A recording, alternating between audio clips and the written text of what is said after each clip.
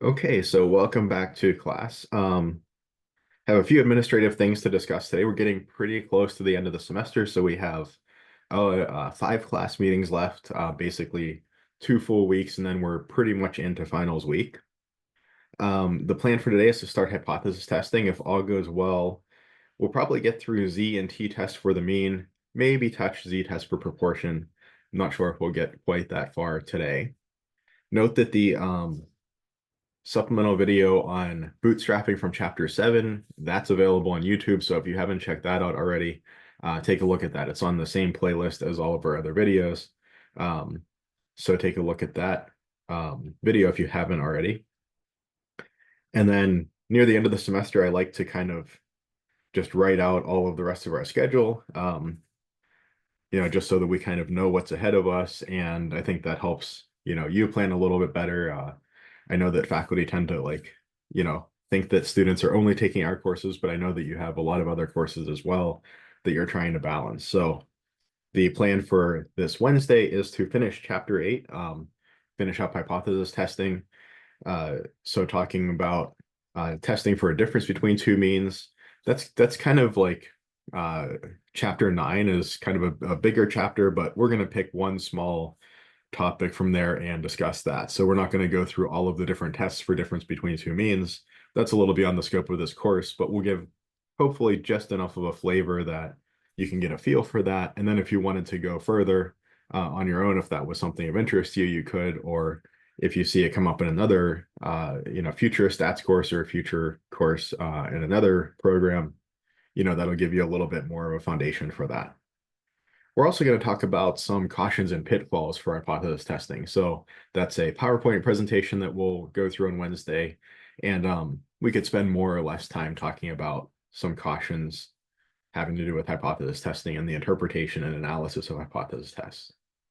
Of course, next week we have Thanksgiving break, so no class the 25th or the 27th. And then we come back, and believe it or not, it's already December. Thanksgiving is as late as it can possibly be this year, so that's why it felt like a little more of a slog getting to Thanksgiving than usual. But that also means that the turnaround on the back end is going to be very quick. So we're going to have basically 1 week plus one class meeting, and then we're into final exam week. So it's a pretty quick turnaround. So make sure that you have that the right perspective going into that. When we come back, we'll talk about correlation regression, chapter 10. Again, picking selections from there, similar to testing for difference between two means. This is a really big topic, and we're not going to cover everything that's even in the book, and what's in the book is not, it barely even scratches the surface of correlation or regression. So we'll pick selections from correlation regression. We'll also discuss a little bit about chi-squared tests for goodness of fit and independence, something that comes up in other courses quite a bit. And we'll discuss a little bit of ANOVA. So these last few topics, we're kind of just scratching the surface. We're kind of just giving a little crash course introduction to a few different topics. Any one of these can be investigated substantially more deeply, particularly with ANOVA and correlation regression. The two of those are quite closely related. But we're trying to just lay a bit of foundation for, if you see these come up in another course, or if you take another future stats course, you have a little bit of a basis as kind of a jumping off point. So that's really the goal of this last, say, 3 class meetings, last week and a half or so. As kind of a side note, so Monday the 9th is the day that we're planning to finish up chapter 11, finish up the chi-squared stuff, and discuss ANOVA.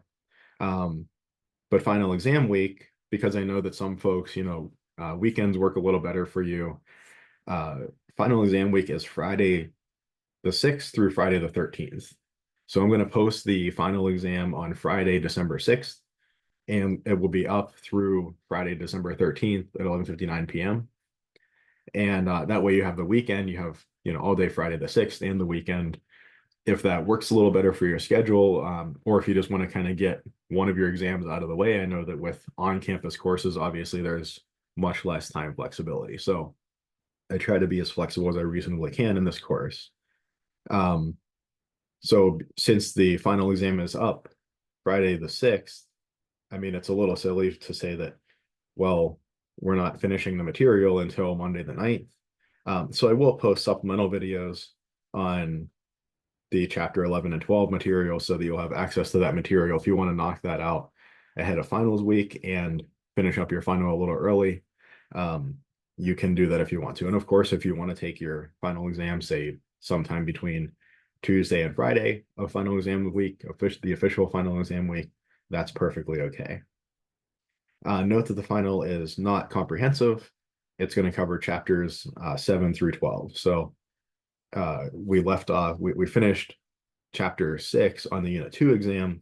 So we're picking up just after the Unit 2 exam with chapter 7, confidence intervals, chapter 8, hypothesis testing, and going on from there.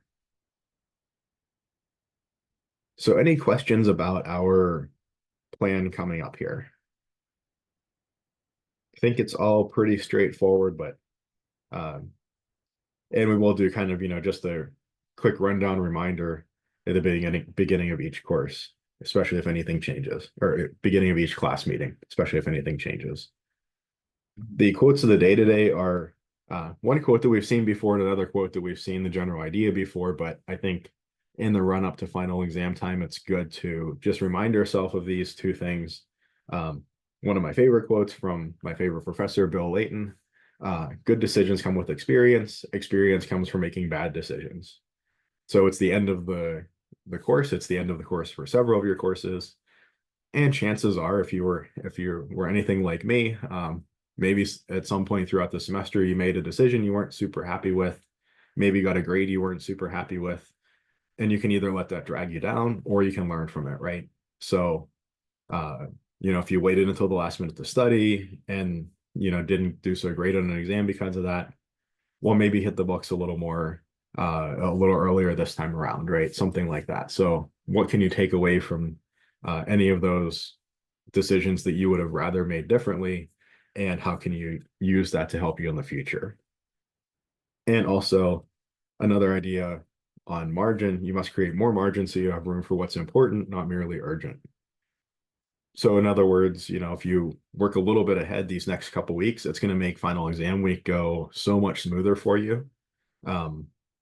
If you push everything until final exam week, then that week is going to be very hectic. Not just hectic, but also very stressful. And chances are that, you're not going to do so great on some of the work that you do that week. So create some margin to the extent that you're able to. We have Thanksgiving break, and it's important to take a break, but maybe try not to take, say, a whole, whatever it would be, 9 days off, right? Just touch base with the material a couple of times throughout that week. Maybe maybe the Monday or Tuesday before Thanksgiving, go through each of your classes, maybe write up a study plan, maybe knock out a homework or something like that. Get yourself just caught up a little bit. And then maybe, say Saturday or Sunday after Thanksgiving, do something similar, do a little bit of work on the material, especially because we have such a quick turnaround coming back. If you take a full week, or, for a 2-day-a-week course, it amounts to almost like a week and a half of not really thinking about the material at all. It's really hard to kind of get that momentum back up whenever when you come back on the 2nd, and we have, the final exam week starting, in some sense, at least in this course, kind of starting on the 6th. So trying to get your kind of brain turned back on, in a sense, in 4 days is not an easy task. So touch base with the material a little bit over Thanksgiving, give yourself a little bit of margin, and keep that momentum going, finish up strong. And, after you get to the end of final exam week and everything is done, then put the books away and, go and party with your friends or whatever. So that is the thought for today. Any questions on any of that? Okay. All right. So I recommended last time to take a look through the beginning of chapter 8 and to also read through the hypothesis testing narrative that's posted on Blackboard. So we're moving into a topic, hypothesis testing. This is continuing on with inferential statistics and frequentist statistics. So we talked about confidence intervals in chapter 7.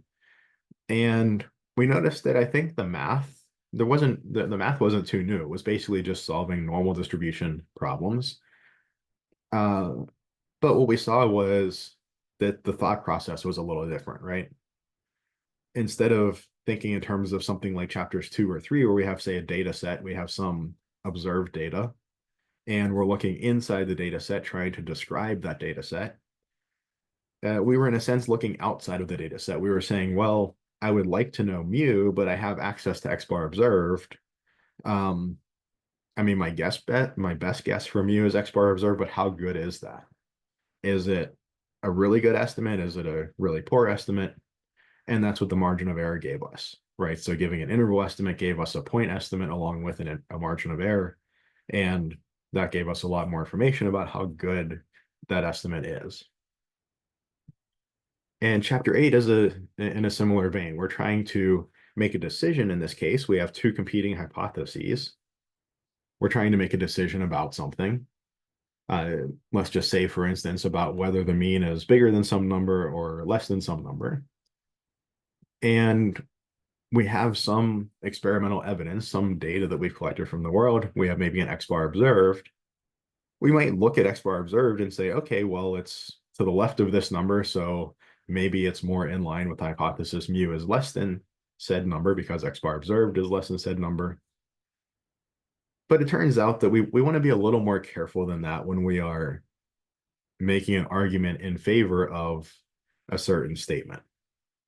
We don't want to just say, which side does X bar observed fall on and make the call, and that's the end of the story, because we know that there's sampling error. So just like in chapter 7, we were trying to respect, in a sense, the sampling error and see what effect it has on our estimate. We're doing a similar thing in chapter 8. We're allowing for sampling error. The fact that maybe X bar observed fell below a certain number, but maybe mu is actually above that number, and X bar observed just fell below just by chance based on sampling error. That's really what chapter 8 is looking at. And I think the best kind of narrative explanation that I found is actually this narrative that I pointed you to that we're going to go through now. This is from Friedman's Statistics, published in 1980. You can tell it's kind of a scan of a physical textbook, a physical book. I actually kind of like this book. It goes through the same stats topics that we've gone through, but almost like in a narrative style. It's kind of an interesting approach. It doesn't really feel like a math book so much, but doesn't really work so great as a textbook, but it's just kind of an interesting approach to it. So I'm going to read through this because I know that it's a little hard to read on the screen here. But hopefully you've already read through this and got an idea of this. So was it just due to chance or something else? Statisticians have invented tests of significance to deal with this sort of question. And jumping down, many companies are experimenting with, quote, flex time, allowing employees to choose their schedules within broad limits set by management.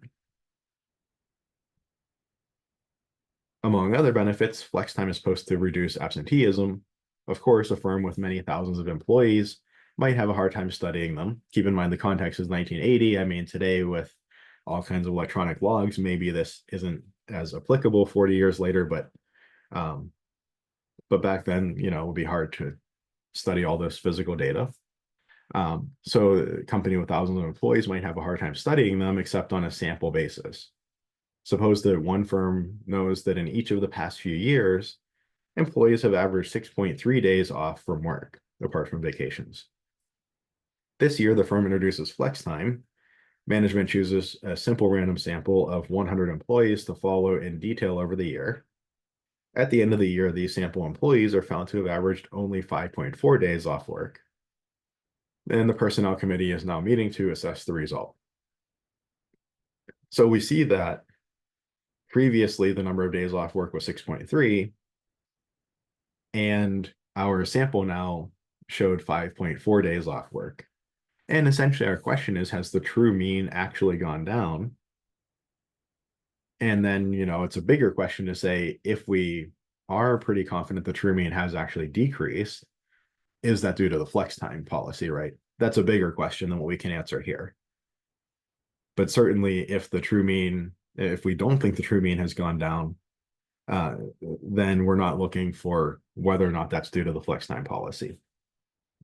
So, but that's the question we're asking here. Okay, so this is the narrative. We have the investigator and we have the chance skeptic. And it's not, a bad thing to be a skeptic. And in fact, it's in science, it's often said that we should be skeptical empiricists. We should doubt claims that are made, and we should ask for evidence in favor of those claims. Okay, you believe this thing, you tell me to believe it. On what basis do you make that statement? So it's not a bad thing. It's just they're taking these two roles.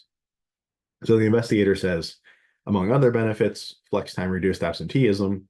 On average, days off work dropped from 6.3 to 5.4 this year. And the skeptic says, now look, your sample only amounted to 100 employees out of 5,000. By the luck of the draw, you just happen to get too many hard workers in your sample, and all you're showing us is chance variation. In other words, it was just due to sampling error that you got 5.4. You just happened to pick folks who maybe would have had lower absenteeism anyway. And maybe if you had chosen a different sample, you would have gotten a mean number of days off pretty close to 6.3. The investigator says not true. Skeptic asks, what was the standard deviation in your sample? Investigator says days off average 5.4 with the standard deviation of about 3 days. And the chance skeptic says, well, the difference between 6.3 and 5.4 is a lot less than one standard deviation, right? That's about a third of a standard deviation. That looks like chance variation. Being one standard deviation away from the mean would not be a surprising event at all, right? The investigator says, okay, I want to make a calculation. For that, I need a, quote, box model. Suppose there are 5,000 tickets in a box, one for each employee, showing the number of days taken off work this year.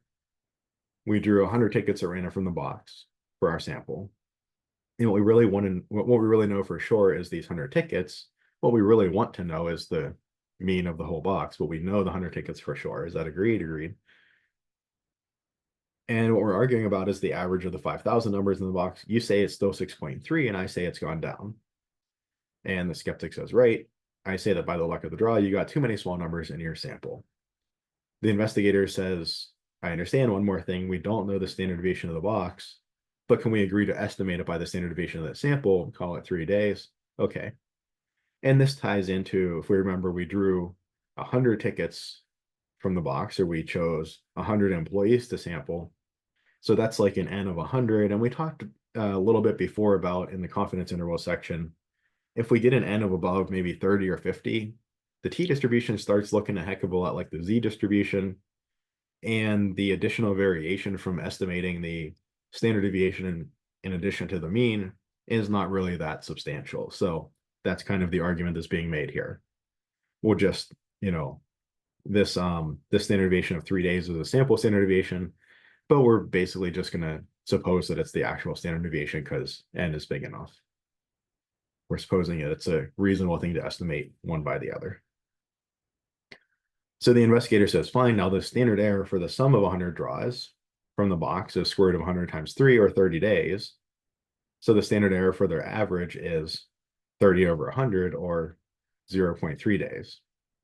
So that's the first important idea, is that up here, when we are talking about, well, we have the standard deviation of 3 days, and the difference between 6.3 and 5.4 is about 1 unit compared to 3. That's only a third of a standard deviation. But remember, when we have an average of, say, 100 people, the central limit theorem says that the standard error looks like sigma over root n. So really our standard error is like 3 over root 100, 3 over 10, or 0.3. So 6.3 to 5.4, that's actually about 3 standard errors, right? So that's the first important note. Okay, so standard error is about 0.3 days. And the investigator says, so suppose you're right and the average of the box is still 6.3 days. Let's assume that the other side is correct.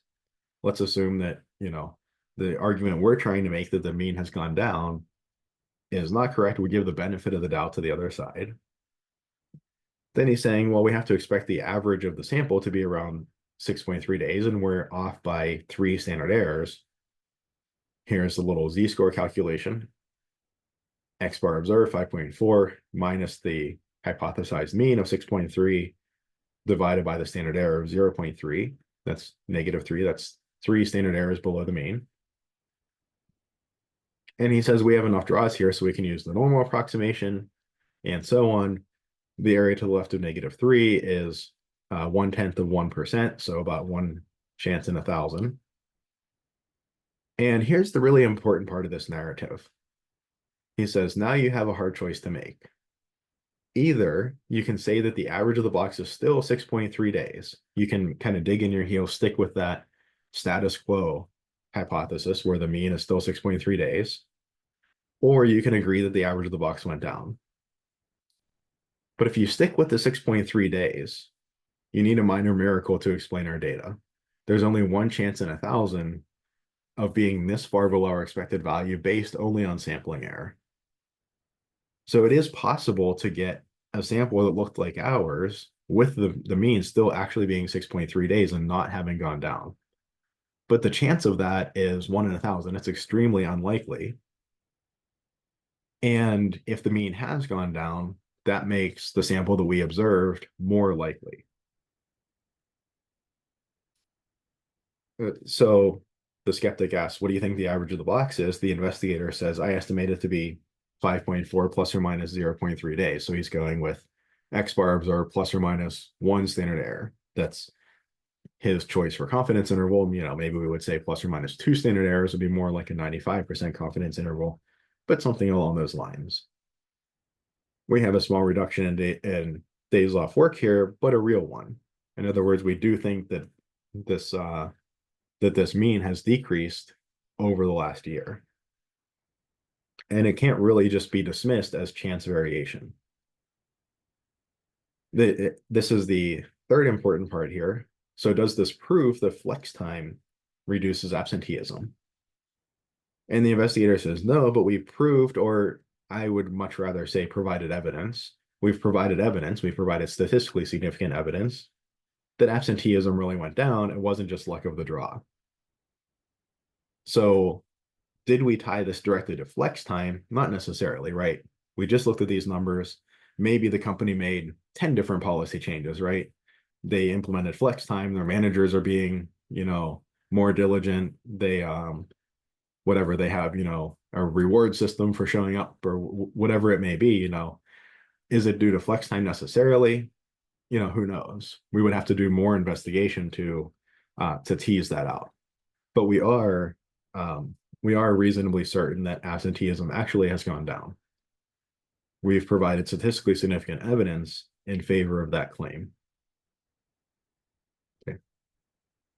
And so this is really the important, or this narrative shows a few important ideas. Number one, we're working with standard errors. We're still under this kind of central limit theorem idea, kind of like we were in confidence intervals.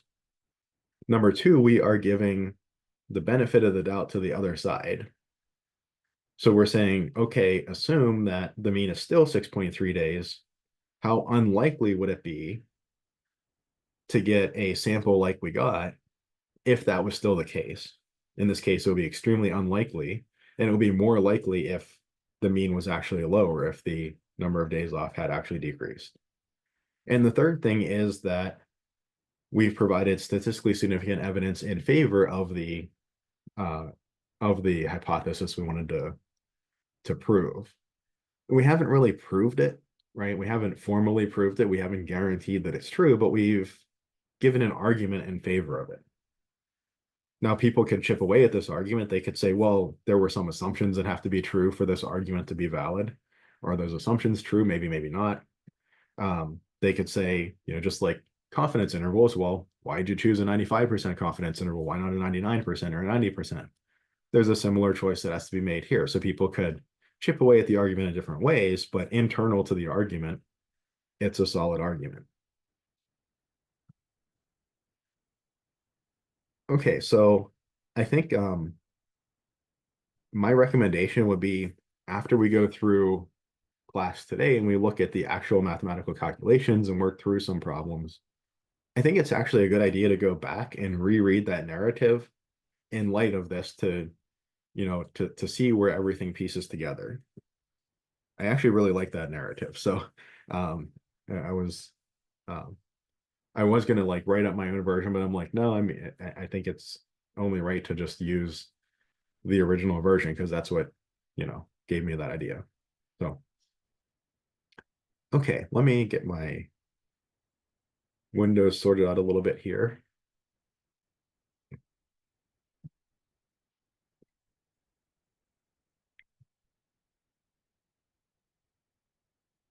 Getting my OneNote all recombobulated.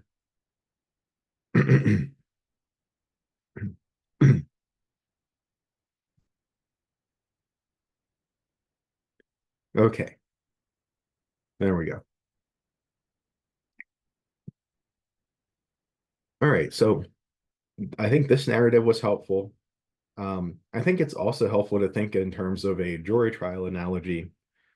So we're going to be moving a little bit away from the narrative style, a little bit more towards something a little more formal. Um, but we're going to get there in steps. The really challenging part of hypothesis testing, we'll see that the math is all math we've done before. The calculations are calculations we're familiar with. The challenging part is the logic. It's what is why are we doing what we're doing at each step? What's the overall goal of the argument and how are we actually getting there?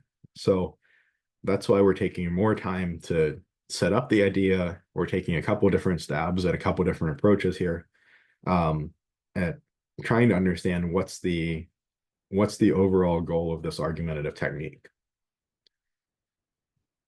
So basic idea, jury trial analogy. We have, oh, what happened there? All right, we have two hypotheses that the person is either guilty or that they're innocent. Now we're going to make an assumption here.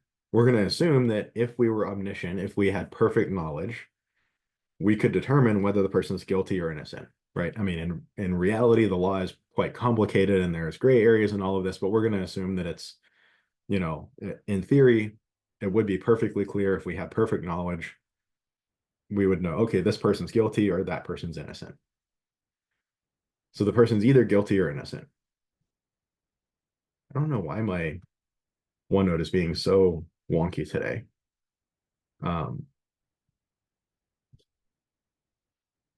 Sorry, the window sizing thing here like went really skinny all of a sudden for some unknown reason and trying to fix it.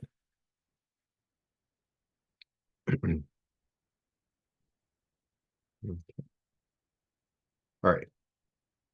So the person is either actually guilty or innocent. So this is their like actual status. And the trial is going to come back as claiming the person is guilty or innocent. So the person is actually guilty or innocent. And the trial, the test, is going to either call the person guilty or innocent. It's actually going to say not guilty. We're going to get into that nuance in just a minute here. But for right now, we're just going to say guilty versus innocent. Now, if the person's actually guilty and the trial says they're guilty, that is good. That's what we would like out of a trial. And if they're actually innocent and the trial calls them innocent, that's also good. That's what we would like out of a trial. If they're actually guilty and the trial calls them innocent, we've made an error. Our test, our trial, has come up with the wrong answer. And similarly, if they're actually innocent and our test, our trial calls them guilty, we've come up with the wrong answer there as well. That's also an error.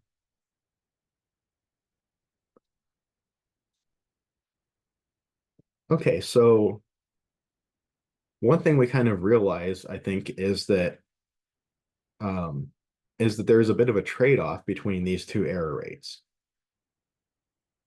right? I could take like, I don't know if any of you watch Star Trek, but the Cardassian system that is basically guilty until proven innocent, and it's almost impossible to prove your innocence. Oh, under a system like that, if we just throw everybody in jail, well, we don't miss any guilty people. We essentially never mistakenly call a guilty person innocent. But on the flip side, we catch all of the guilty people. That's good. If we have a system that's very, very lenient, where we just let everybody go, well, we never falsely imprison anybody, but we also never catch any guilty people. And if we kind of set that bar somewhere in between, it's a little bit like the like screening and Bayes theorem and so on. We talked a little bit about the trade-offs between, um, setting a bar, so to speak, high versus low. If we set that bar somewhere in between, how much evidence do we require to call somebody guilty? Then we have a trade-off between these two errors. So we can't just push both of these errors to zero. If we could, that would make this a very easy problem to solve, but there's really a trade-off between the two. Okay, so how do we go through this argument? Well, a jury trial, it starts off with a default hypothesis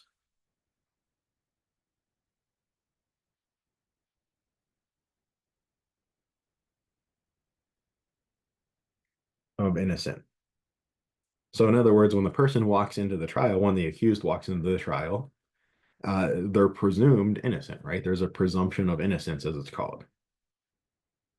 And it's the job of the prosecutor to present evidence, more and more and more evidence, in favor of the person being guilty, that eventually the evidence is so overwhelming that we could do kind of what the chance skeptic was saying. We could either dig in our heels and say, no, they're actually innocent, even in light of this incredibly overwhelming evidence against them.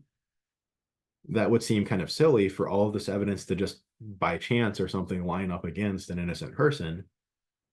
Or we can flip our hypothesis. We can say, okay, in light of all the evidence, it would be silly for me to still dig in my heels and argue that they're still innocent. So I have to flip my hypothesis and switch over to guilty. So we have a default hypothesis of innocent, and if enough evidence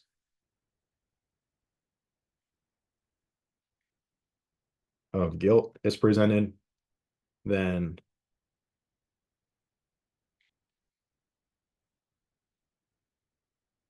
we switch over to declaring them guilty.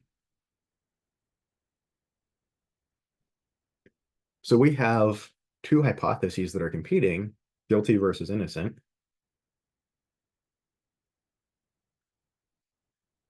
And we call one the null hypothesis.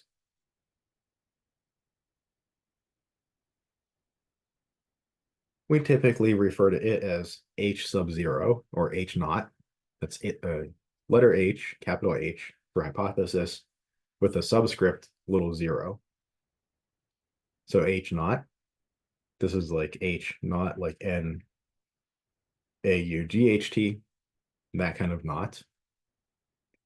So our null hypothesis H naught, it's the default. It gets the benefit of the doubt. What does it mean to get the benefit of the doubt? It means that, well, if I'm on the jury and I'm like, I mean, the evidence against the person is kind of convincing, but I can also see them not being guilty at the same time. So I'm doubtful. I could go either way. Then we call them innocent, right? Again, a little bit of a nuance with innocent versus not guilty. We're not getting there quite yet,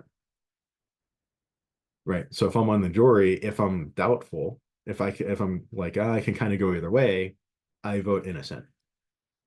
That's what it means to get the benefit of the doubt, or the null hypothesis, the default assumption that we have to meet a certain criterion to overturn it. The alternative hypothesis is what, in some sense, the test is trying to show.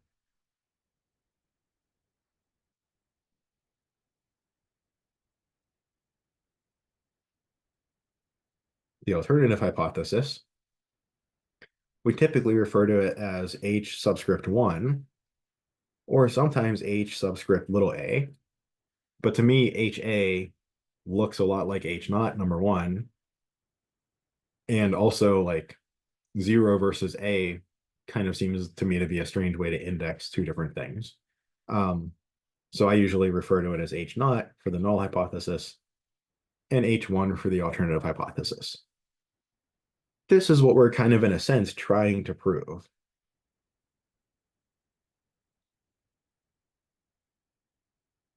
Right? The whole reason we're putting on this trial is we're trying to argue, well, not we, but the prosecutor is trying to argue for the guilt of the accused person.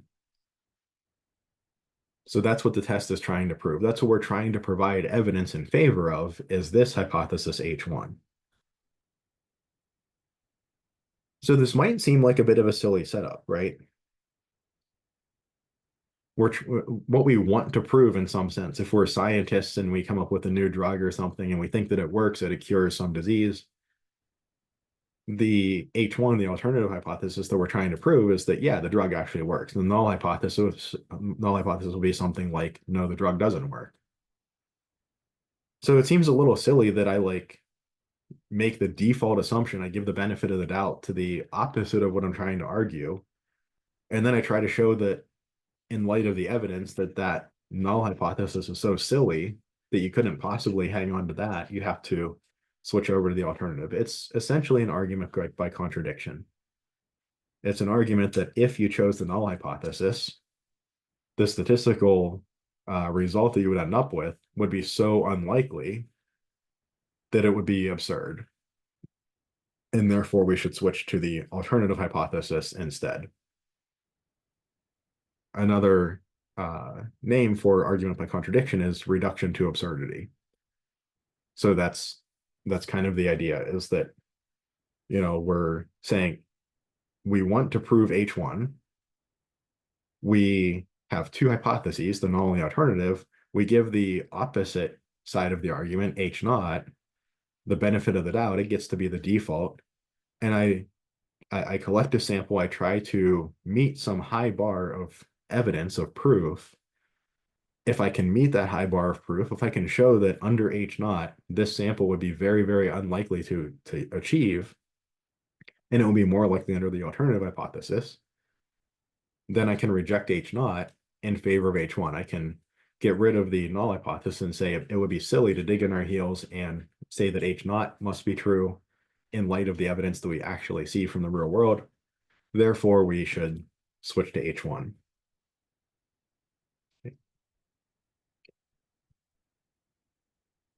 So here we have something like H naught is innocent, and H1 would be guilty. These are our two hypotheses. Now, one thing that we do realize, I think, at this point is the default, the benefit of the doubt, is innocence. So in other words, we can think of a few different scenarios. We put this person on trial, and the prosecutor comes up and says, well, the only evidence I have against them is I feel like they should be guilty. And it's like, well, that's silly. That's like no evidence. The person, they're getting declared not guilty. If the prosecutor comes up and says, you know, in the other extreme, like, okay, we have 20 witnesses that saw exactly this person, 10 of them were this person's friends, so they can identify them very clearly and confidently. You know, all of it, we found DNA at the scene that matches this person's, right? It's like you have so much evidence that it's the most clear and conclusive trial ever. Well, then we've so far surpassed that bar that to say that the person would still be innocent, to dig in our heels and say that, oh, all of this stuff just existed by chance or something like that. I mean, that's so far beyond a reasonable doubt that we have to declare the person as guilty. What happens in the gray area? What if, somebody robs a bank, this person's accused of it, and the person leaving, well, they were the same height as the accused. They got into a car that was the same make, model, and color as the accused owns. We didn't quite get the tags on the car.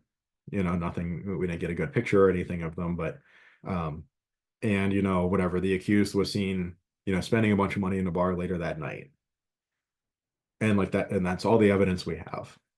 It's like, I mean, it would probably be pretty unlikely for a randomly chosen person off the street to fit all those criteria, but there's probably not enough, right? I mean, that's not, and I mean, setting aside things like legal theories and so on, just speaking somewhat statistically here,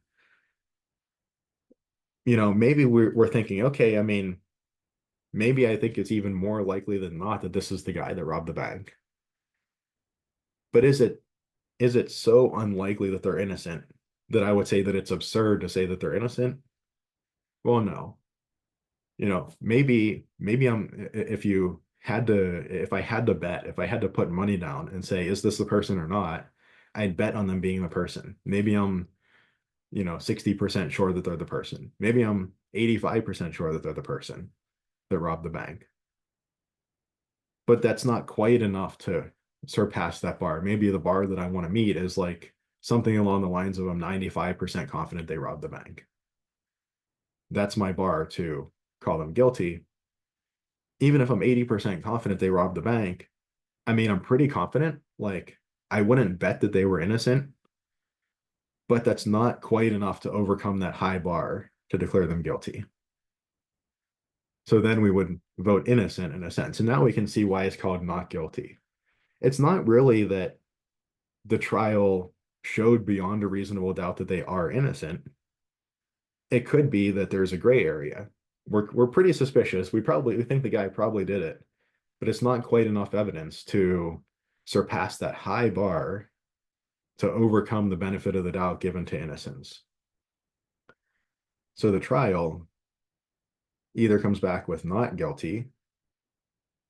In other words, we failed to demonstrate that there's enough evidence to switch our hypothesis from innocent to guilty, or it comes back with guilty.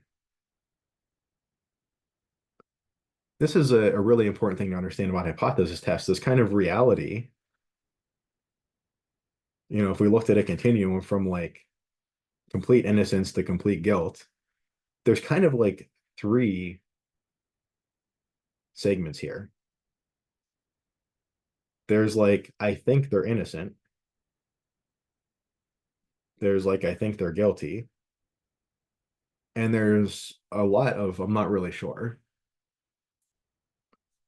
And our hypothesis test makes the cutoff not here, not at like, say, the 50-50 line, and not here, not at the Cardassian line, where I say, well, unless you can prove your innocence, then I'm going to assume you're guilty.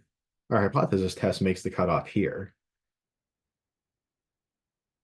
In other words, if we are pretty sure the person's innocent, we call them innocent. But also, if we're really not sure, if there's a reasonable doubt, if we fail to overcome that really high bar, then we also aren't going to call them guilty. So this is why it's like not guilty, right? We might still be 50, 60, 70, 80% sure that they are guilty, but this bar is, maybe something like 95%. Maybe that's my bar as a juror, or maybe that's what legal theory says, that beyond a reasonable doubt means something like 95%. And that's my criterion. That's a pretty darn high bar. I might be, very suspicious they're guilty, or I might even be almost sure that they're guilty. I might be 85, 90% certain of their guilt. That's not quite enough to overcome that very high bar, because innocence gets the benefit of the doubt. There's enough doubt there still existing that I can't comfortably call them guilty, so I've got to call them not guilty. By declaring somebody not guilty, I'm not saying I think that they are innocent or that we've provided evidence in favor of their innocence. We're saying we have not provided enough evidence in favor of their guilt to overturn that strong default hypothesis of innocence. So that's an important point. If we fail to reject the null in favor of the alternative, if we fail to reject the default assumption of innocence in favor of guilt, that's not the same as saying that we've provided evidence in favor of their innocence. right? The hypothesis test is one directional. So if we reject H0 in favor of H1, that's a really strong conclusion. And we say, yeah, they're guilty, and that's a strong conclusion. But if we say we fail to reject H0 in favor of H1, if we fail to reject innocence in favor of guilt, that's not saying I've provided, statistically significant evidence in favor of their innocence. We're not saying that. We're saying we fail to provide evidence in favor of the guilt. We fail to surpass a high bar of evidence in favor of guilt, but that doesn't mean that we provided a lot of evidence in favor of innocence. We might still think they're probably guilty, just not quite to that high bar. I know I've harped on this quite a bit, but I think this is, really the most important background to understand here. If you understand why you're doing what you're doing, I mean, the calculations, they're the same calculation we've done for a couple chapters now. Okay, so back up to errors. So looking back at this table here, so I have my actual status, innocent or guilty, my test, guilty or innocent, or really what we would call not guilty, we see at this point. If the trial results in not guilty and the person is actually guilty, we made an error, and vice versa, we've also made an error. We have names for these two errors. If we reject the null, if we reject innocence and declare guilty when they're actually innocent, if we declare guilty when they're actually innocent, we call that a type 1 error. So that's a type 1 error, and it's associated with the letter alpha. So a type 1 error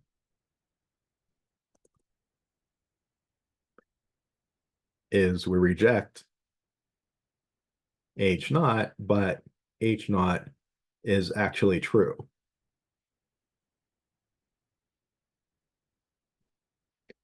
And that occurs with rate alpha. So this is the Greek letter A, the letter alpha.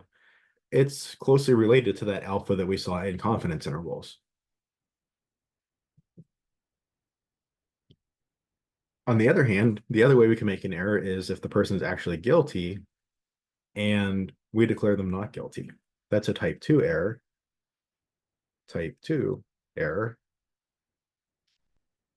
And that has rate beta.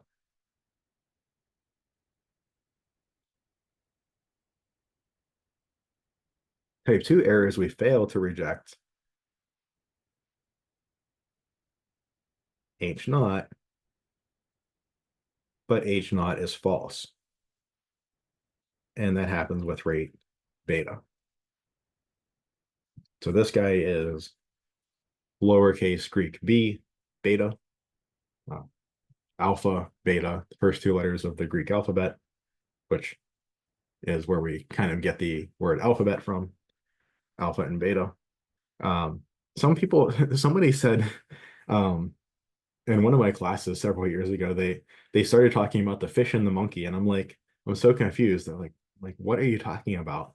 They're like, oh yeah, and they drew them, and so they were calling alpha the fish and beta the monkey because they were saying beta looks like a monkey, like it's kind of hunched over and like sitting on a tree limb and its tail's hanging down, and alpha kind of looks like a fish. So like, oh, okay.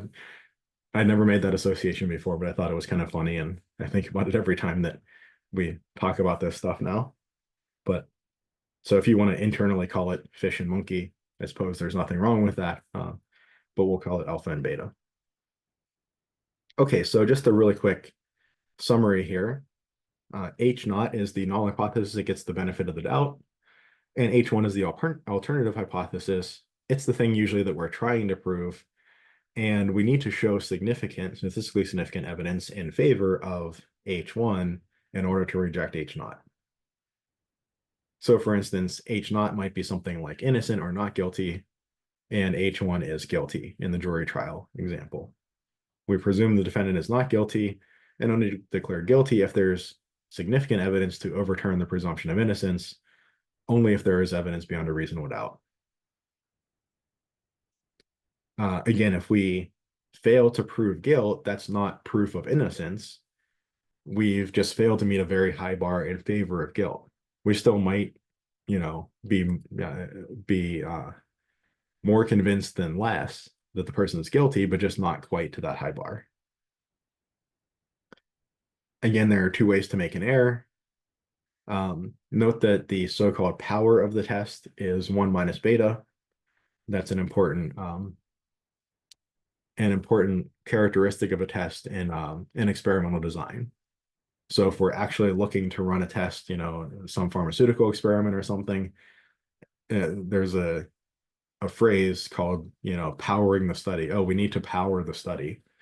In other words, I need to something like find the number of participants that I need in order to be able to have a good chance at rejecting a truly false null, at recognizing an effect that is actually there. And that's something a statistician might do. You might come to a statistician and say, we expect an effect of this size. We expect a standard deviation this large and so on. How big of a sample do we need? We don't want to just, pick a really large sample. That's going to be really expensive if we don't need it. But we also don't want to pick too small of a sample and miss an effect that's there. And again, I mentioned before, in a perfect world, both error rates would be 0, but there's a trade-off between the two. There's a trade-off between alpha and beta.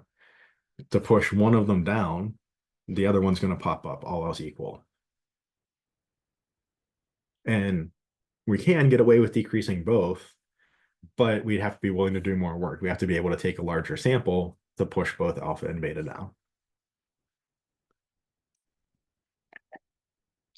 And at least in kind of Western culture, we typically think of putting an innocent person in jail as being much worse than letting a guilty person go free.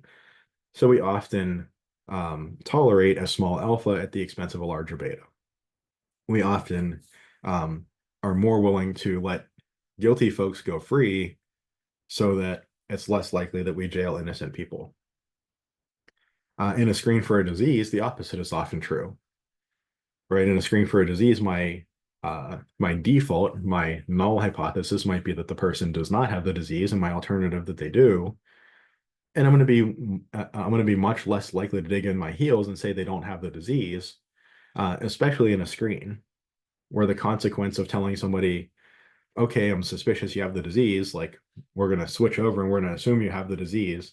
Maybe the follow-up is, just, okay, get a slightly more annoying test and maybe a slightly more invasive test, but in order to catch something that could be, a deadly disease, if we missed it, we'd probably be much more willing to send a lot more people to follow-ups for every one, in exchange for every one actual positive result that we do catch.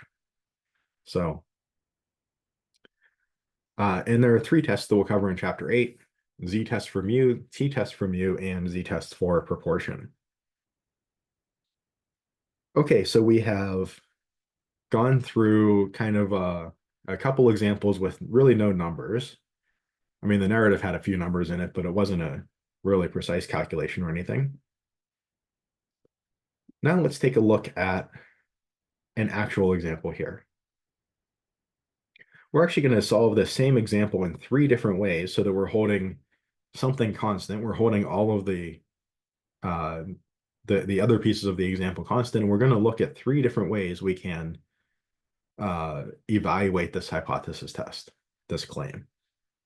So we're going to look at the p-value method, the rejection region method, and the critical value method. Rejection region and critical value method are, they feel pretty similar.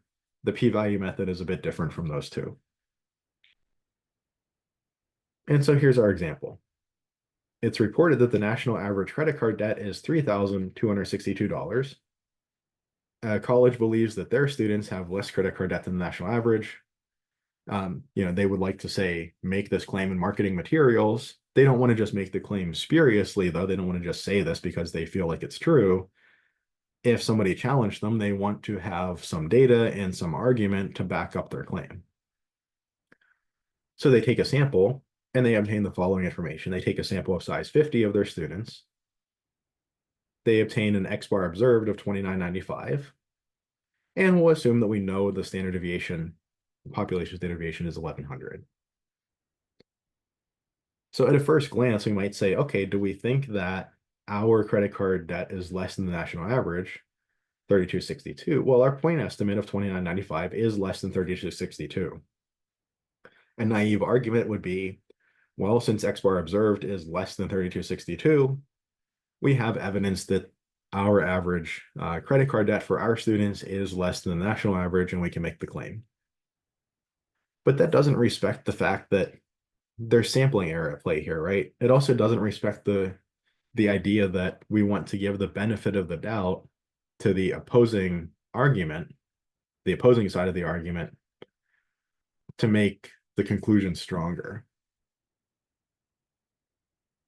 Right. So if our true mean credit card debt was, say, 3263, our claim would actually be wrong. But nearly half of the time, we'd be saying that our claim is right. That doesn't seem uh, very scientific, right? To be wrong like nearly half the time. I think the only science you can get away with that is in meteorology, predicting the weather. So, okay, so what do we do to kind of bolster this, to give a little more merit to this claim and to respect the fact that there's going to be sampling error? When we make a statement like this, at the 5% level of significance, can we make the claim? There's a lot buried in this little phrase here at the 5% level of significance. This means we're setting up a hypothesis test, and we're kind of setting the bar, so to speak, at an unlikelihood of 5%. So where in the narrative he was talking about, well, one chance in 1,000, if you dig your heels in, there's only one chance in 1,000 of getting such a sample.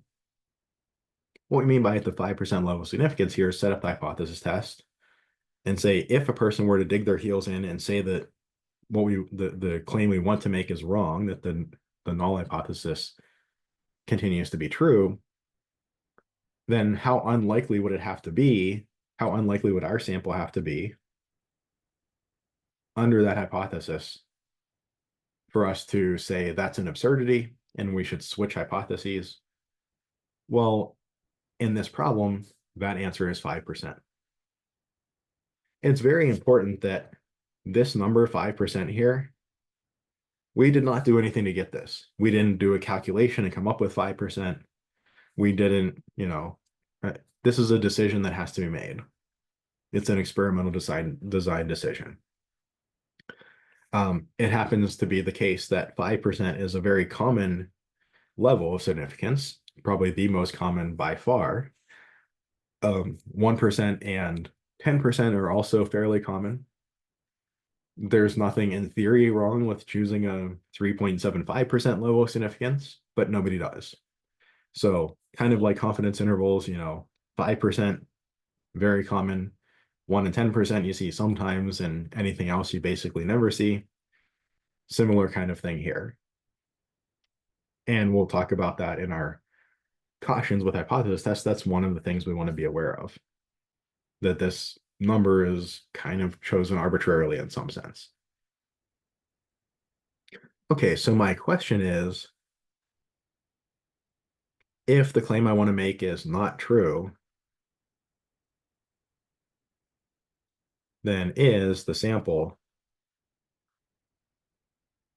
less than 5% likely? In other words, if somebody were to dig in their heels and say, okay, I get that your X bar observed ended up below 3262, but I think that was just by sampling error, just by chance, based on the sample you picked. Can we say, well, the chance that this would arise due to sampling error is less than 5%? If we can, then we can reject the null in favor of the alternative. If we're unable to do that, if it would be more than 5% likely, maybe 10 or 15% likely to get this kind of a sample under the null hypothesis, then we cannot reject and we cannot make the claim. Okay, so let's first set up our hypotheses.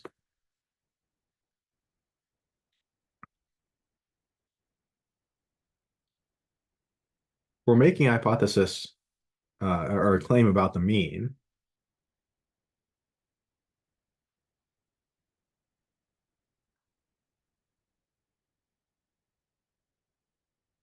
And here, the mean, mu, is our student's average credit card debt. If we were able to, if we had the resources or the time or the cooperation, we would ideally just survey every single one of our students, get each of their credit card debt numbers, take the average, we would know mu. And even if mu is 3261, we can make the claim because we know what mu is. We'd know for sure whether it was bigger than or less than 3262. We don't know that. We're stuck with a sample. So our two choices are the alternative hypothesis, mu is less than 3262.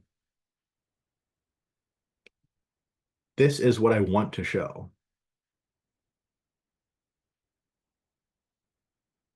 I want to provide evidence in support of the mean of our students' credit card debt being less than the national average, 3262. I'm going to put that in the alternative hypothesis because that's what I want to do the work to show. If I'm not able to show that, I have a null hypothesis. I want these two hypotheses to be mutually exclusive. In other words, I want any choice for mu to not fall into both of them at the same time. I wouldn't want H1 to be mu less than 3262 and H0 to be mu bigger than 1000, because if mu was actually 3100, it kind of satisfies both hypotheses at the same time. I also want them to be exhaustive. I want any possible value of mu to be covered in exactly one of my two hypotheses. So here I'm going to say mu bigger than or equal to 3262. I am going to put a little asterisk here. We are going to come back and kind of make a minor edit to this later on. And if you've read ahead a little bit, you'll say, wait, this doesn't look exactly like the null hypotheses I saw in the book. We're going to come back and make an edit to this after we kind of start to go through solving the problem. Okay, now, if our claim is not true, what we would like to claim is that mu is less than 3262. If that's not true, in other words, if H0 is true, if the null hypothesis is true, then what is the chance of getting this sample, this actual observed data from the real world? So before we start any of our calculations in a hypothesis test, we make the assumption, we assume H0 is true. Before we do any calculations, this is like the first thing that we do. Assume H0 is true. If H0 is true, in other words, if we dig in our heels and say, I think, your college's average credit card debt is bigger than the national average, then we want to say, okay, well, I have some real world data. If that was true, if H0 is true, how unlikely would it be to get such data? It would be very unlikely to get such data if H0 was actually true, and more likely if H1 was true. Then we ought to switch from H0 to H1. If it wouldn't be very unlikely under H0, even if it wouldn't be all that likely, if it would be 20% of the time we get such data under H0, it's not very likely, but it's not very unlikely either. Well, then we stick with H0. We fail to reject H0.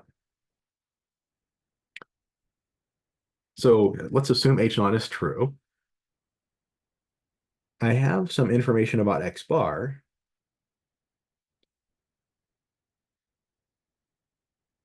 We'll fill these details in later, but we know that X bar is going to be normally distributed. We have an N of 50. The conclusion of the central limit theorem holds just fine.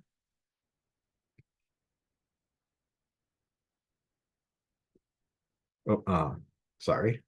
Jumping the gun here. So assume H0 is true. this X bar distribution is centered at mu of 3262. Or let me hold off just a second there. Okay. Here, mu X bar equals mu, and sigma X bar equals sigma over root n, or that's 1100 over root 50.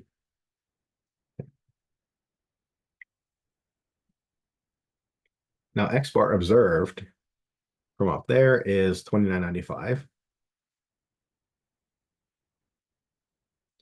I know that my mu under the null hypothesis, if H naught is true, is bigger than or equal to 3262. So I know 2995 is to the left. And I also realized that, okay, if I were to reject the null in favor of the alternative for this sample, if I were to say that this sample provides enough evidence in favor of our students' average credit card debt being lower than the national average 3262, if I had gotten a similar sample with an X bar observed to 2994 or 2990 or 2900, that's stronger evidence in favor, right? In favor of the argument I want to make. It's stronger evidence against the null hypothesis. So if I reject the null in favor of the alternative for 2995, I'd reject anywhere further to the left.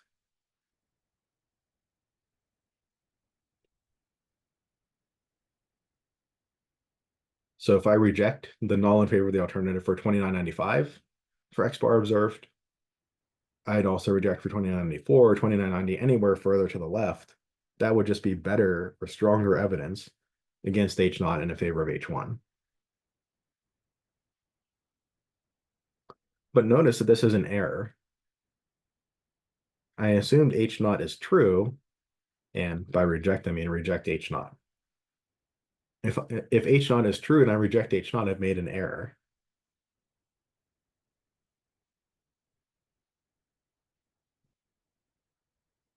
So this error we call the p-value. It's the probability that we reject a true H naught. Or it's the probability that X bar is less than 2995. In this case, we call this a left tail test.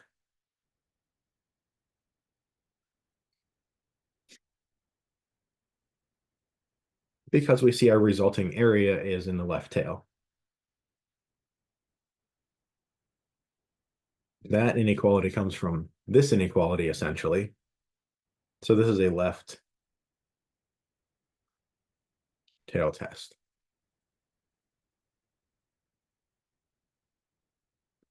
I want to compute this probability. Probability X bar is less than 2995.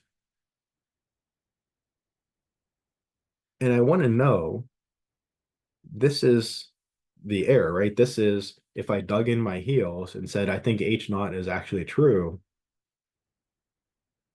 but I got a sample that's not really concordant with that. How unlikely is the sample? If the sample is very unlikely to get under that circumstance, H naught being true, then I reject H naught in favor of H1. Is this small?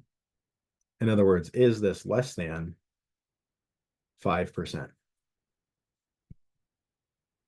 5% is our cutoff level here. It's the maximum type 1 error that we're allowing to still make the rejection, to still reject H naught in favor of H1 and to still make our claim.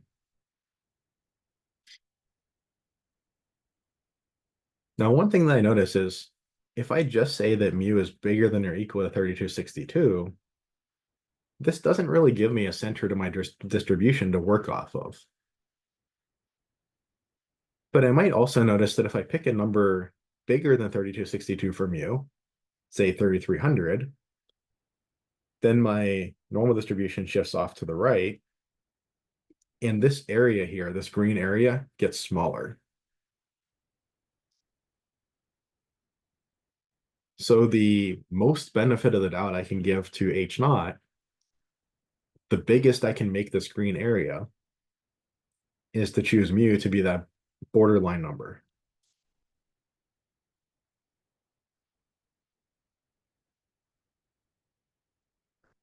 So I choose to set mu to 3262.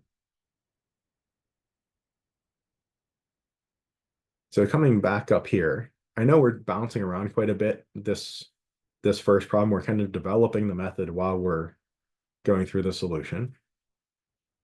But coming back up here, often the null hypothesis is written as mu equals 3262. The reason is that testing H1 against H naught, mu less than 3262 against mu equal 3262, and mu equal 3262 is the most conservative. It's the most beneficial to H naught choice for mu in the mu bigger than or equal to 3262 regime, right? If mu is bigger than 3262, remember, I'm only rejecting if this green area is small. If I move my normal distribution further to the right, that makes the green area even smaller, and I can still reject H naught. So if I can reject for 2995 for X bar observed at a mu of 3262, I could also reject for that same X bar observed at 3263 for the mean or 3270 for the mean or whatever. It's the most conservative value I can use for mu is that borderline value.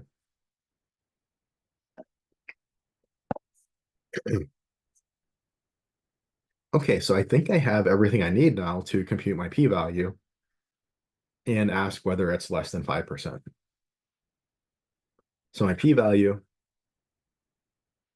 often just written as p, is the probability that X bar less than 2995, or that's the probability that Z is less than 2995 minus the mean, 3262, over the standard error, over 1100 over root 50.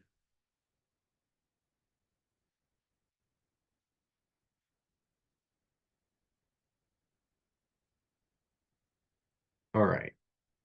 Now that we're doing some calculations, let me switch my screens around just a little bit here.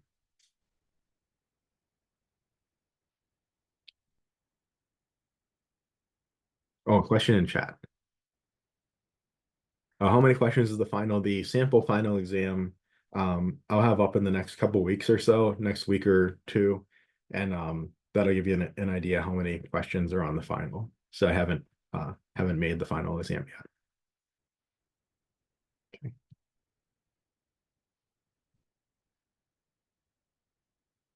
Okay, so there we go.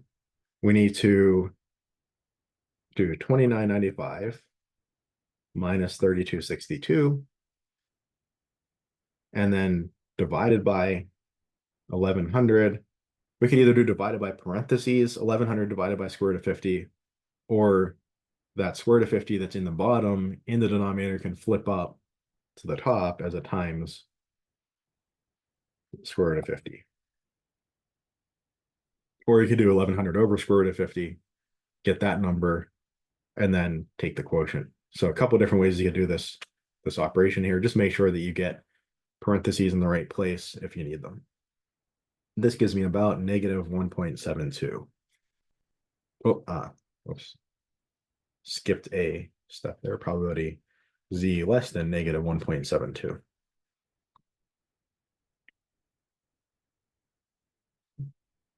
And now let's go to my standard normal table.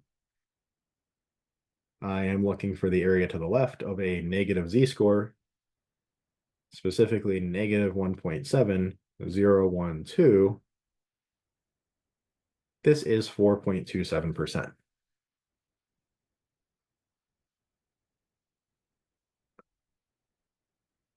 What is this p-value? This p-value is probability of a type 1 error if we reject on the basis of this sample. X bar of 2995, sample size 50. If we choose to reject the null in favor of the alternative, we will make a type 1 error 4.27% of the time. So we say if p is less than alpha, alpha is the significance level. It's the maximum allowable type 1 error rate. So if p is less than alpha, we reject h naught in favor of h1. Otherwise, we fail to reject h naught. Note that we never like fail to reject, or we never like reject h1 in favor of h naught or something like that, or we never like prove h naught. We either reject h naught in favor of h1 or we fail to reject h naught. If we fail to reject h naught, that doesn't mean that we've given a lot of evidence in favor of h naught. That just means we have not given a lot of evidence in favor of h1, essentially. So we can say then, since p is 4.27%, which is indeed less than 5%, which is alpha, we can reject h naught in favor of h1. We can confidently make our claim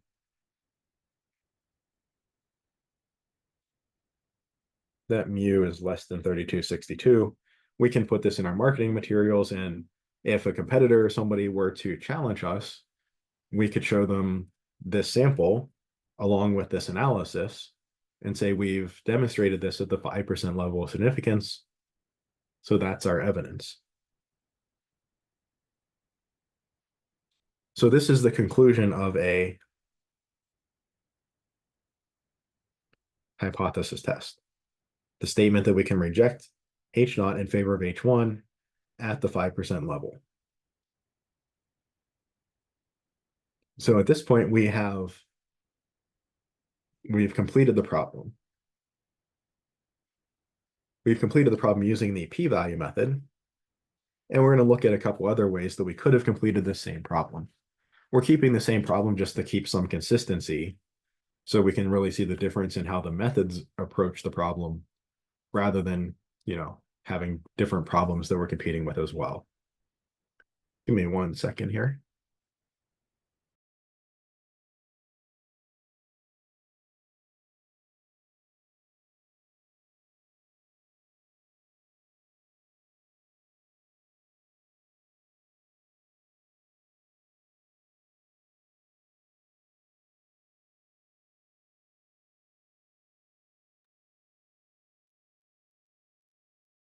Okay. So let's look at the rejection region method. This is another method that we could use to evaluate a hypothesis test. So just like above,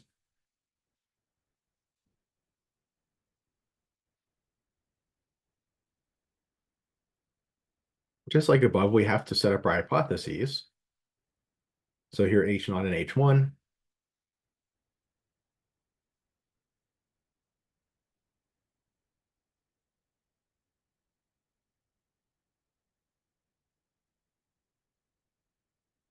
Right, we would have more evidence in favor of the claim we want to make if x bar observed is less, if it's further to the left. That's what tells us that our alternative hypothesis is mu less than 3262.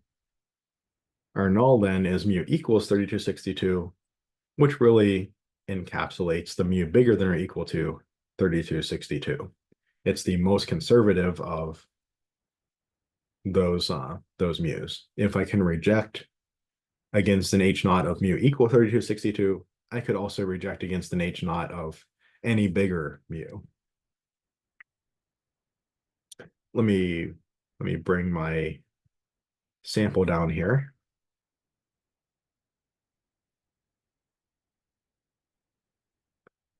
And here, just like before, we're going to assume h naught is true. Before we do any calculations related to hypothesis testing, we assume H naught is true.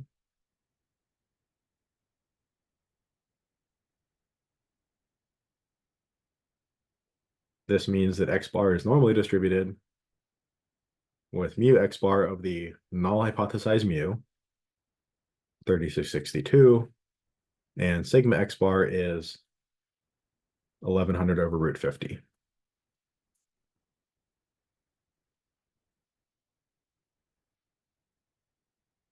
Now the rejection region method asks a question. I know this is a left tail test. It asks the question of what is the cutoff X bar observed?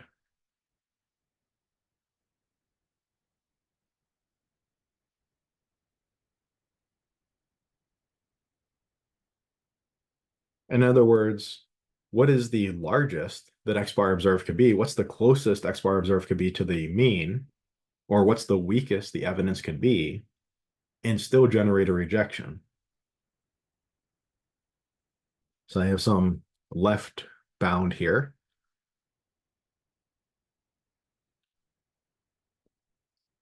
If X bar observed was, for instance, 2995, I know the area to the left would be 4.27%, and I would be able to reject. If X bar was 2996, I probably could still reject. Maybe P would be like 4.5%, still less than 5% I could reject. If X bar observed was 2997, maybe P would be up to like 4.8% now, still less than 5% I could reject. But if I go up to maybe X bar observed of 3005, I don't know, maybe I'm up to 5.1% for the p-value for my actual type 1 error rate. Now I'm no longer less than 5% and I cannot reject. Where do I switch from being able to reject to not being able to reject? What's the cutoff?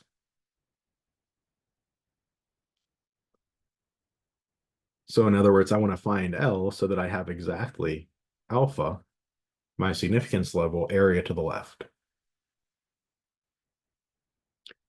In other words, I want to find probability X bar less than L equals alpha.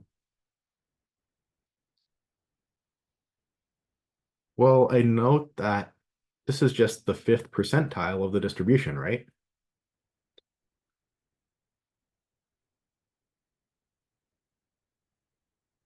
Just the 5th percentile of the distribution of X bar. Or L is going to be what? Mu 3262 minus some z-score, the 5th percentile of z, times the standard error, 1100 over root 50. This looks a heck of a lot like a confidence interval, right? Like I said, the math at this point, we've seen this for a couple of chapters now, this math. These calculations shouldn't be the difficult part here. It should be the analysis that's challenging. So I'm looking for 5% area to the left, and I know that occurs right between these two, 0.0505 and 0.0495. Or that's a z-score of about negative 1.645. That negative is already accounted for in this minus here. So this lower bound is 3262 minus 1.645 times not 1,000, 1100 over square root of 50.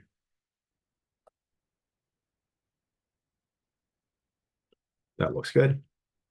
And this gives me 3006 and some change. We'll just call it about 3006.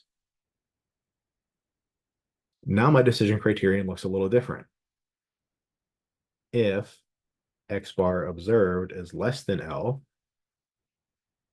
that's less than L because this is a left tail test. Those two inequalities, H1 being mu less than 3262, X bar observed being less than L in the decision criterion, those two point the same way. If X bar observed less than L, we reject H naught in favor of H1. Otherwise, we fail to reject H naught. And here we do indeed see that X bar observed of 2995 is indeed less than 3006 or L. So we do reject H naught in favor of H1, and we can make the claim.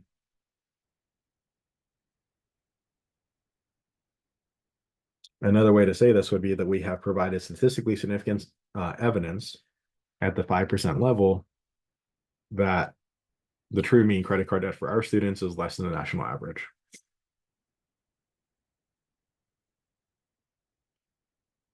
Now, as kind of a side note, why would we want to sometimes use p-value method and other times use rejection region method? Well, we can imagine two different scenarios. What if I wanted to know, and this is something that often comes up in finance journal articles, finance and economics. What if I wanted to know for a given sample, which significance levels it was significant at? Is it significant at the 1% level?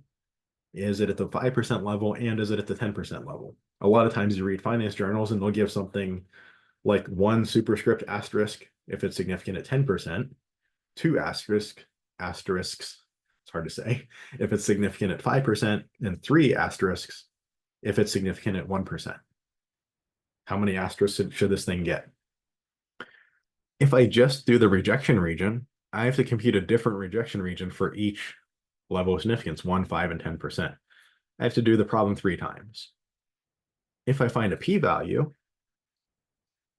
it's really easy for me to compare 4.27% to 3 numbers.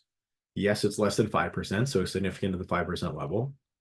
Yes, it's less than 10%, it's significant at the 10% level. No, it is not less than 1%, it's not significant at the 1% level. If I want to know for different levels of significance whether my sample gives statistically significant evidence, doing a p-value method is probably a good way to go because I can make that comparison really easy. I can solve those 3 problems basically with one set of calculations. On the other hand, if you imagine maybe I'm a consultant and this is all that I do is go around to different colleges and see if their students' credit card debt is less than the national average so they can say this. Well, sigma is always staying the same. We're supposing that's a known population standard deviation. If I always take samples of size 50, well, if I had to compute a p-value every time, I have to take each college's sample X bar observed, probably going to be different from college to college, and have to go through and do a new p-value calculation for every one of them. But if I did a rejection region approach, my rejection region L, my cutoff, didn't depend on X bar observed. If I'm always taking samples of size 50 under this standard deviation with the same hypotheses, L is always going to be 3006. I can just write down the number 3006, put it in my pocket. And then when I get X bar observed for this college, I got 2995. That's less than 3006. Yes, you can make the claim. If I go to a different college and get 3010 for X bar observed under the same scenario otherwise, nope, that's bigger than 3006. No, you cannot make the claim. I can just look at the value of X bar observed. If X bar observed is changing from time to time and compare it to 3006. That's a benefit of the rejection region method. For this problem, it doesn't really matter because we're not, we're just trying to answer one question, but we did it 2 different ways. The third way of approaching this is the so-called critical value method. I think this is the least beneficial method to use in a problem like this. But the thing about this method is it generalizes very nicely to some of our future work. So it's a little bit less, it's a little more abstract. It's a little less tied to the actual numbers that we've got up here, but it is super generalizable. So when we look at, say, chi-squared tests or ANOVA, this idea of the critical value method is going to be really the central idea that we're going to be working with. So this was p-value.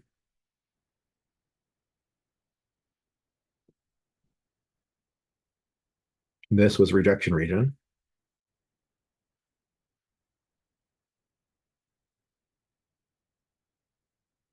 And then we have critical value. Oh, we need even a little more room.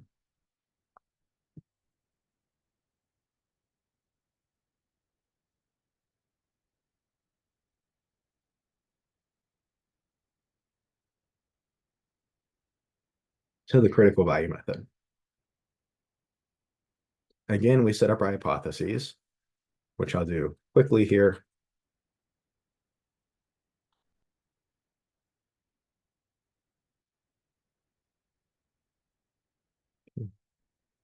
And again, we start by assuming H naught is true.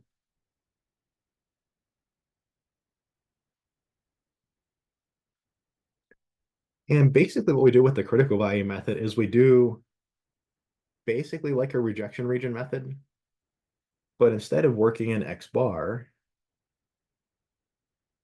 we work in Z, in the standardized side of things.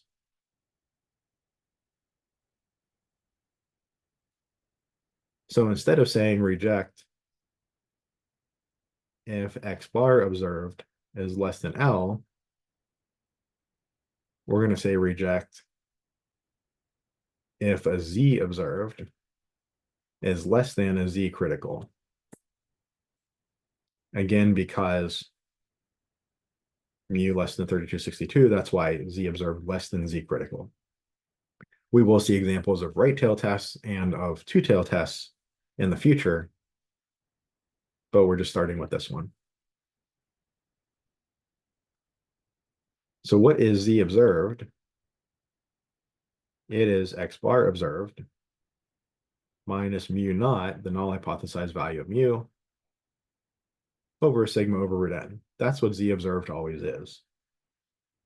In our particular case, it's 2995 minus 3262, the null hypothesized value of mu, over 1100 over root 50. We actually might notice that this number looks familiar.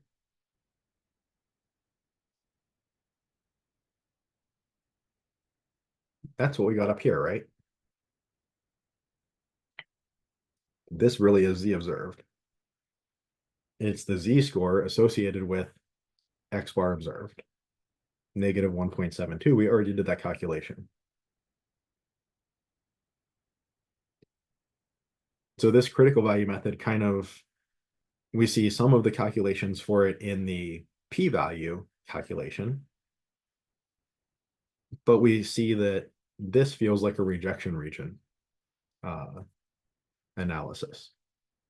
What is Z critical? Well, Z critical is the Z score that separates the rejections from the non-rejections. It separates the statistically significant values from those that are not. Our Z score, Z critical, is the Z score with 5% area to the left. That's our negative 1.645. That's what we found here. Right. We just, don't convert back into X bar world. And then our question is negative 1.72 less than negative 1.645? This is indeed less than negative 1.645, Z critical.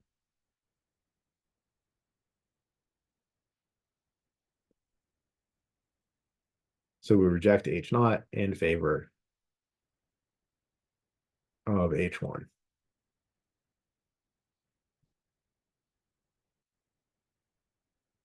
So the critical value method, a little more abstract because we're working with everything in the Z world, and the Z world isn't really directly tied to our evidence. It's indirectly tied to our evidence. But we can see this part feels like a rejection region method.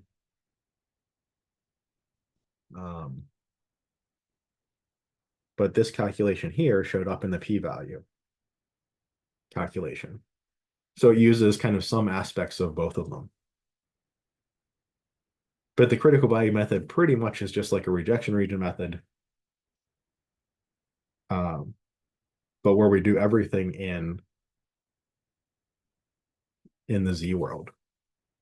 And again, the reason that this is important to know and that we wouldn't just always use a rejection region method is in the future when we get to say the chi-squared goodness of fit test or something like that, or ANOVA, our hypothesis tests are going to look more like critical value method, where we're looking at a certain distribution, like the Z distribution, for instance, and we have a Z number that comes from our data, or say Z observed or whatever, chi-squared observed, whatever it may be. And we have a critical number that comes from a table, and we compare the two. That's what our more complicated tests are going to look like in the future. We don't have to use that method here because we have access to rejection region or p-value method, and those are a little more natural to use in a situation like this.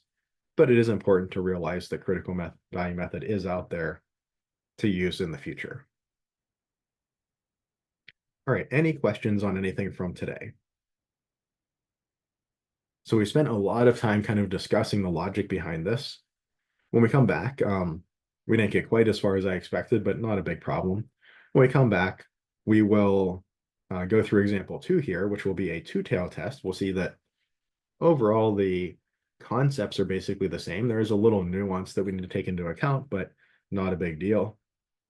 And then we'll look at the t-test from U, which we'll see works pretty similarly to the z-test from U, which you've already seen. And we'll also look at z-test for proportion. So we might be a little bit behind our kind of ideal schedule here, but that's not a problem. Let me stop the recording.